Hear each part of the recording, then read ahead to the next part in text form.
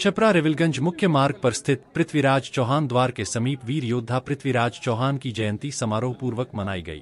जयंती समारोह का संयोजन धर्मेंद्र कुमार चौहान ने किया, जहां पृथ्वीराज चौहान के चित्र पर माल्यार्पण कर उन्हें नमन किया गया। इस अवसर पर वक्ताओं ने वीर पृथ्वीराज चौहान की वीरता, साहस और देशभक्ति पर प्रकाश डाला। सम्राट पृथ्वीराज चौहान ने विदेशी आक्रांताओं से देश की रक्षा के लिए जीवन भर संघर्ष किया और अपने प्राणों की आहुति दी थी। आज पृथ्वीराज चौहान जी का जयंती है। वह अंतिम भारतीय शासक थे जो बांग्लादेश से लेकर के और अफगानिस्तान तक फैला। इधर हिमालय के पर्वत और तिब्बत से लेकर के उधर श्रीलंका तक भारत एक था।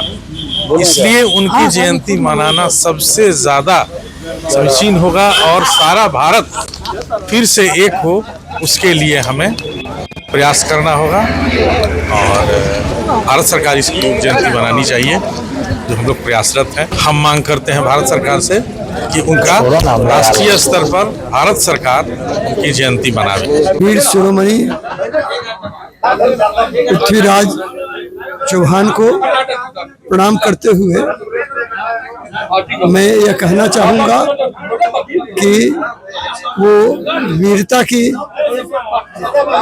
मिसाल थे। पूरी क्षमता के साथ उन्होंने युद्ध किया। मोहम्मद गोरी को कई बार उन्होंने पराजित किया और छोड़ दिया।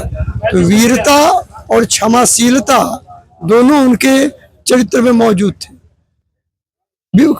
अंत में जाके जब उनकी पराजय हो गई तो पराजय भी उनके हौसले को, उनके साहस को नहीं तोड़ पाई और उस अवस्था में भी उन्होंने मोहम्मद गोरी की राज्यसभा में उनका वध किया और बता दिया कि जीवन में हादसे तो होते ही रहते हैं, लेकिन मनुष्य के आगे टिक सके, वो मनुष्य हौसले के आगे टिक सके, ऐसा कोई हादसा नहीं। यह हमारे पूर्वजों का जयंती जो मनाने का संकल्प लिया गया है, यह बहुत ही अच्छा सुझाव है। जिन्होंने यह आयोजन किया उनको भी धन्यवाद दिया जा रहा है, क्योंकि जो ऐसे व्यक्ति हुए जो राष्ट्र के लिए अपने हर चीज को समर्पित कर दिए, वो किसी भी जाति के हों, राष्ट्रीयता की देखना चाहिए कि जो राष्ट्र के प्रति जो अपने आप को समर्पित किया उनका जयंती मनना चाहिए। और आज के परिवेश में तो इसका महत्व और बढ़ गया है। इसलिए पृथ्वीराज चौहान जी का यदि जयंती बनाने का आज हम लोग ये संकल्प लिए हैं और होते आ रहा है,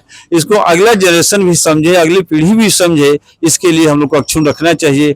यह सतत राष्ट्रीयता के प्रतीक धरोहर मानने वाले को और करने वाले को, अपने वीरगति को जाने वाले को हम लोग इस तरह बनाते रहें, इसी में हम लोग अपने आप को समर्पित रखें। धन्यवाद। पृथ्वीराज चौहान भारत के प्रथम स्वतंत्रता सेनानी ऐसा कहा जा सकता है, क्योंकि पहली बार मोहम्मद गोरी ने भारत पर आक्रमण करने का काम किया और पृथ्वीराज चौहान जो है प्रथम स्वतंत्रता सेनानी के रूप में थे।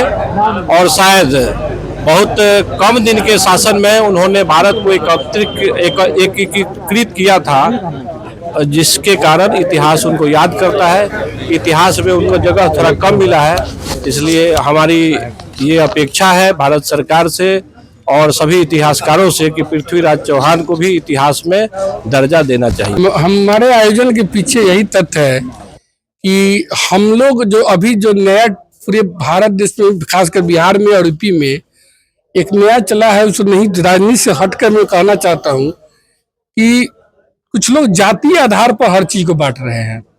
मेरा यह कहना नहीं है। पृथ्वीराज चौहान हिंदू शासक थे, न कि राजपूत में भी चौहान। अब तो पहले लोग कहता है कि राजपूत में चौहान के वंशज है। अरे तो हिंदू जब शासक है तो हिंदू शासक जब होते थे तो सभी हिंदू समाज के लिए होते थे। और हम लोग कहते हैं एक तरफ कि हिंदू हैं और हिंदुस्तान को हम हिंदू राष्ट्र बनाना चाहते हैं, और दूसरे तरफ कह रहे हैं कि जब आते हैं नीचे तो हम राजपूत है तो वैश्य है तो फलाने हैं तो फलाने हैं। इससे भारत कहीं न कहीं कमजोर हो रहा है। और हमारे यही मकसद 2000 सन में जब कोरोना आया था, हम लोग इसी में था कि हम लोग प्रमाण देते हैं।